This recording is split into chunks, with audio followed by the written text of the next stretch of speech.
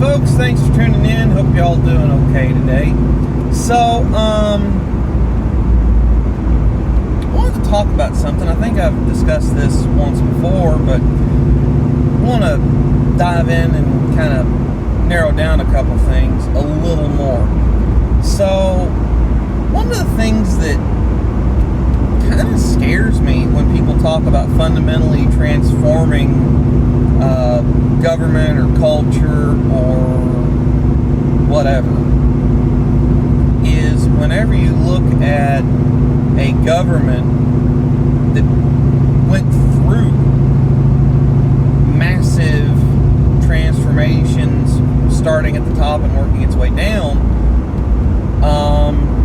it was very bloody, very violent, and came at a huge cost of human life.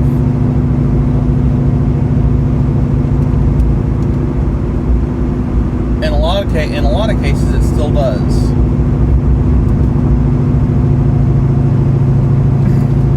So, I'm gonna start out with Russia. Okay. Implementing Marxist theory, which in a lot of cases, if you read through the Communist Manifesto, Karl Marx even said that there were aspects of capitalism that were very good and that did lift a lot of people out of abject poverty. Okay, so in communist Russia, you had these serf farmers that had managed to become decent at farming, and when they had all that they needed for them, they were selling it to others and actually eking out a somewhat better existence than just providing barely enough crops for themselves. They were able to sell it to their neighbors and help their neighbors. Well, the communist revolution happened and that wasn't allowed, so the lands from those that were farming for more than themselves were seized, and new people were put into place to farm. Everything had to be turned over to all your crops had to be turned over to central planning and put into the cities. You weren't allowed to keep anything for yourself. If you were caught keeping anything for yourself, you were punished, typically by death. And so these farmers starved trying to provide for the cities. When the farmers died and no one else knew how to farm, there were a lot of people that died due to lack of food. There was a great famine in the late 30s in Russia. Okay, so that happened. Then you also had people that were able to be classified as political prisoners due to differing political beliefs, or remembering that, hey, when we operated under something resembling capitalism, life wasn't as bad. I could make extra money and do stuff with food that I wanted to do. I could take care of myself first, and then I could do whatever I wanted with the extra, whether it was give it to a neighbor or sell it at the market or whatever. They were political prisoners and sent into the Gulag. Okay, so you think, well, that's one case study. Well, look at Venezuela.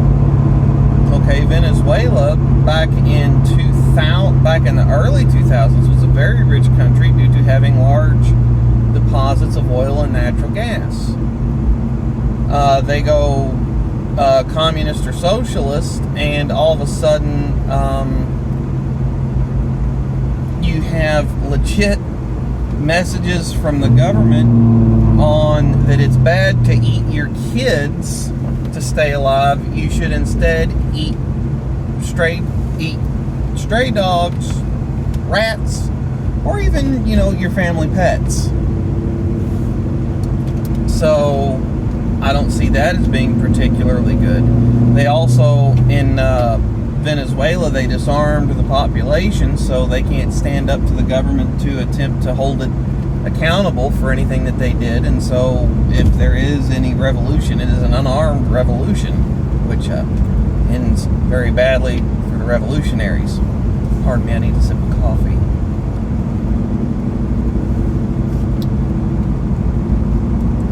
Same thing in Cuba. Cuba was actually a pretty wealthy country. They produced a lot of sugar cane prior to Fidel Castro's rise to power. And the critique of capitalism is that the rich get richer. That's very true. But also the poor get richer. And a lot in the past 20 years globally in capitalist countries, the poor have been getting richer at a greater rate than the rich have been getting richer. Hang on, I gotta get up to speed here.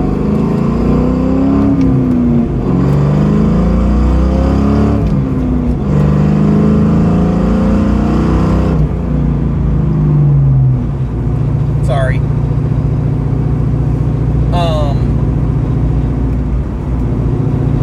And also part of that, like when you look at that, part of that, and I'm not blaming this all on inflation, part of that does account for inflation. You know, that part of the reason the rich are getting richer is, okay, if you had $1 million in the 1950s and then fast forward, if you had $1 million in the 50s, you would be exceedingly wealthy.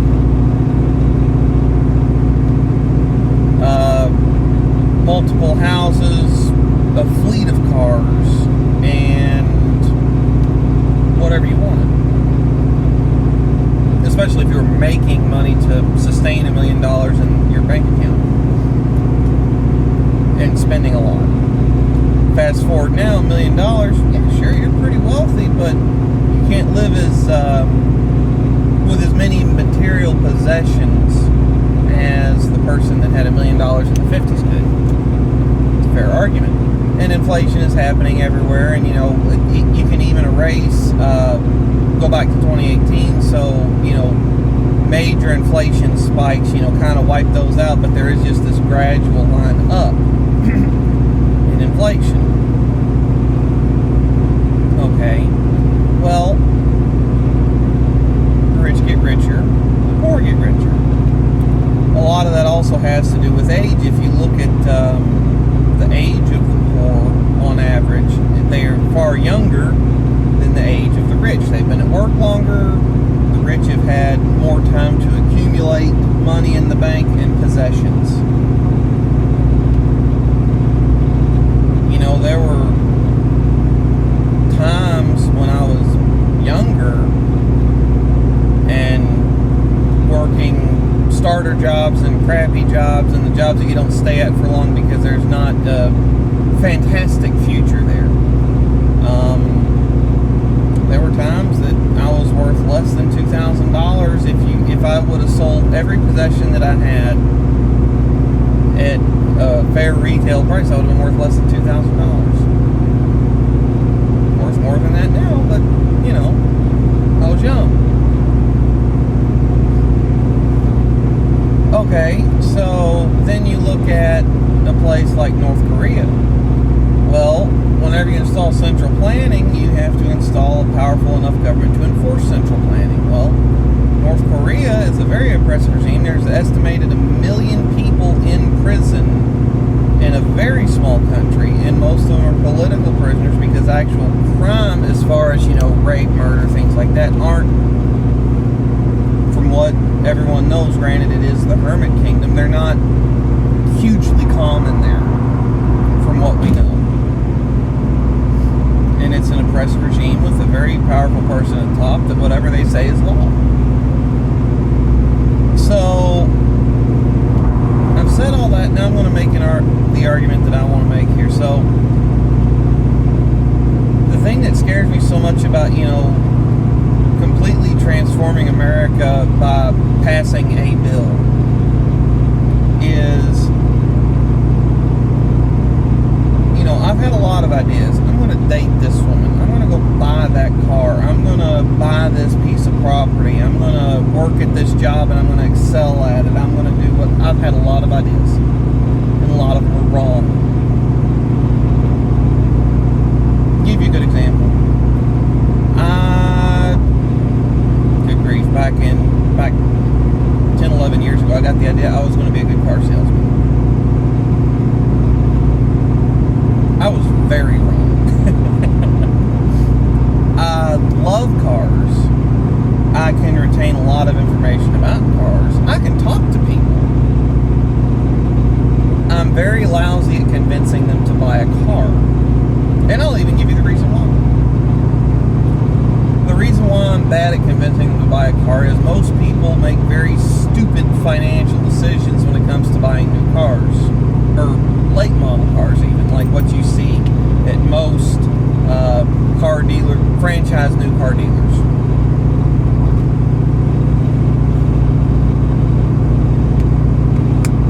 One of the car deals that I got done, a woman came in a late model Ford Focus, wanted to look at a brand new convertible Mustang. Okay, fine. She owed $5,000 more in rough math, and to the best of my memory, than her trade-in was worth. Zero down. So she walked out of there owing more than her new car was worth the second she signed the papers. And that happens all the time. Or you have people that are buying cars where every month they're going to have to root pocket change out of the couch to get their payment right. And when I've seen people making decisions like that, even though, yes, I want you to buy the car because that's kind of how I get paid, I couldn't get enthusiastic about it because I felt as though I'm doing these people a disservice.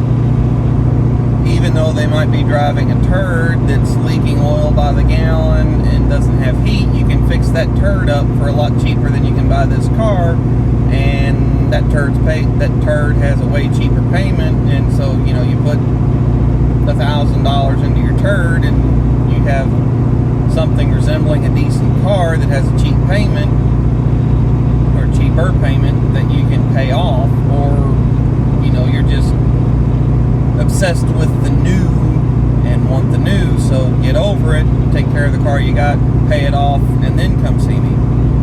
I never could get enthusiastic and convince people to actually sit down and pay for the new car. I could make them fall in love with it. I couldn't make them fall in love with the pricing. So I had a very high rate of people that I was talking to. I had a very low percentage of those people actually commit to buy the car. Very bad car salesman. I also picked the wrong woman a couple times. Thankfully I met my wife and now I picked the right woman. But I picked the wrong woman a couple times and it didn't work out. What are some other things I was wrong at? Some of the vehicles I bought were poor decisions. Some of the decisions I made, I modified a truck one time, and it ended up costing me every dime that I ever had, every dime that I had in the bank, which was awesome. So I'm often, I'm capable of being wrong, and I'll admit that. So the idea of passing this bill that, a bill that would fundamentally transform America,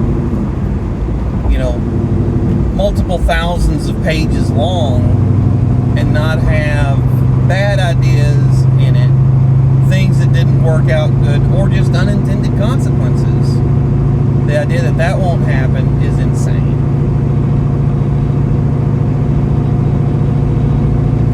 So I don't particularly understand why you would do that way. Now, if you wanted to make changes, I'm okay with that.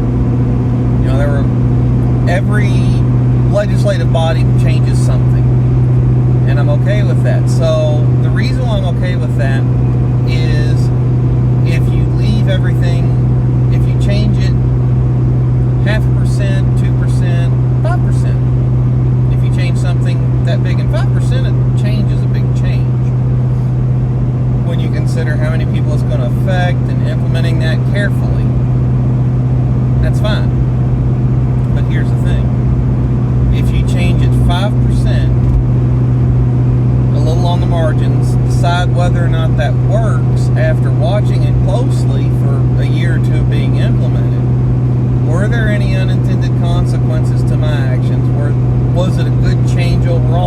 actually in place, yes or no,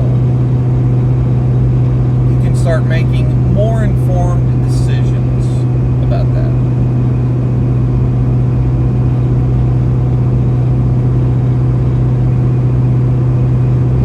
And if it was, then you can take the next step and make those changes. When you start fundamentally changing something, you run the risk of ruining it. And I'll give you an example of this here and then I'm done. So,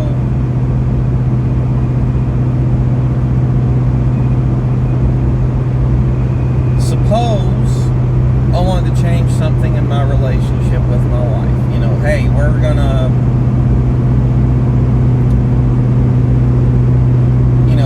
set a date night schedule, and we're gonna keep it. You know, we're find a babysitter for the kids. We're gonna set it up where, you know, every so many weeks we have a sitter for the kids, whether it's aunts, uncles, grandparents, them going off to friends' houses, whatever. Set up some sort of schedule where every so often we get to go out and have a date night and do just us, have a kid-free house, come home, do whatever we want, watch a movie, snuggle on the couch, go to the bed, whatever. That's a big change. Not a fundamental change, but a big change. Because we have to sit down and hammer out getting babysitters for all the kids that are out of the house. Have to figure out where we're going to go all the time, what we're going to do, you know, whether it's just dinner dates or if we're going to find something more adventurous to go on for our date days. You know, whether it's movies or one time my wife and I went to an indoor go-kart track. We've also gone zip lining. I would recommend going zip lining. I'd also recommend an indoor go-kart track because I'm a child. Okay, that's fine. That's tinkering in the margins. That's a big change. You know, scheduling date nights forever. Fun change. But if I decide that I want to fundamentally change, and, you know, we can decide, you know, this is great. We ought to make another change, you know.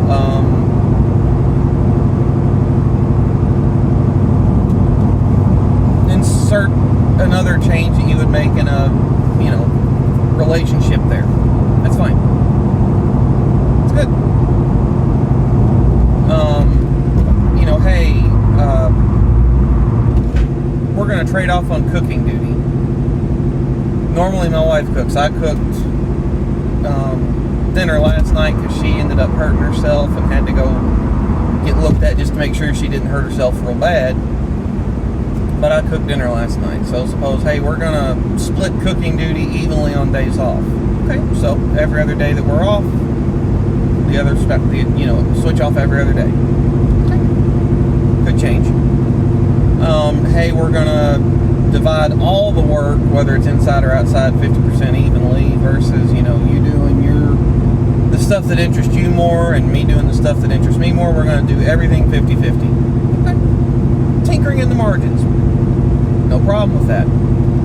Now, if one of us decided that we were going to fundamentally change our marriage, hey, I want an open marriage. That's a big fundamental change.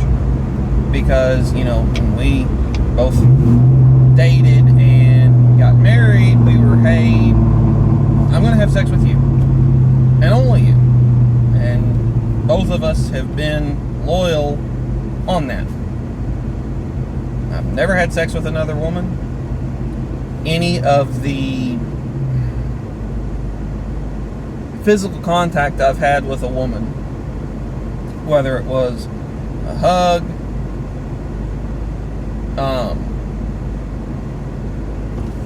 you know, kind of touching someone just to let them know I'm there. That happens all the time at work, especially when I was doing team lead. I'd have to walk through someone's work area. They might not be paying any attention to me. I'd reach up and just touch their shoulder, back of my hand, just, hey, right behind you. I don't want you to back over me or back up and us trip each other up and fall. That's all that was. Any of those interactions that I've had with women over the years, I would have no issue if my wife were standing right over my shoulder 100% of the time. That's how innocent they are.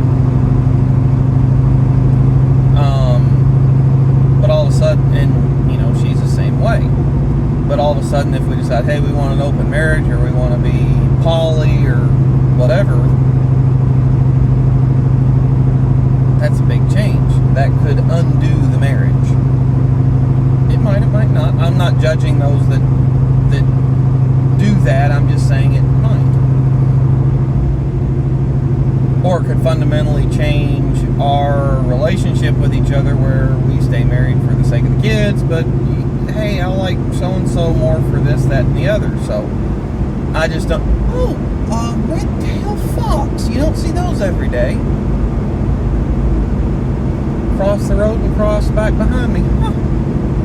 Cool. Wish I could have snagged a picture of that. But you get what I'm saying. Like, I just don't understand why you'd fundamentally change something that's good and works.